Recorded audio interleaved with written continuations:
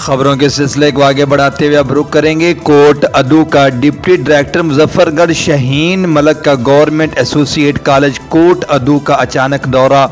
College के principal Zubair Ahmed Siddiqui से मुलाकात की और कोरोना वायरस के हवाले से मुल्की सूरत हाल पर तबादला ख्याल किया।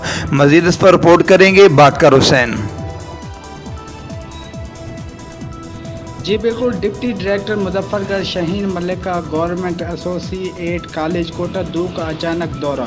कॉलेज के प्रिंसिपल जुबैर अहमद सिद्दीकी से मुलाकात की और कोरोना वायरस के हवाले से मुल्की सूरत हाल पर तबादला ख्याल किया और इसके अलावा कॉलेज का विज़िट करते हुए इदारे में सफाई के निज़ाम के साथ साथ एंटी डेंगू के स्टॉल को चेक किया और इदारे के प्रिंसिपल जुबैर अहमद सिद्दीकी की बेहतर कारकर्दगी को तसल्ली बख्श करार दिया।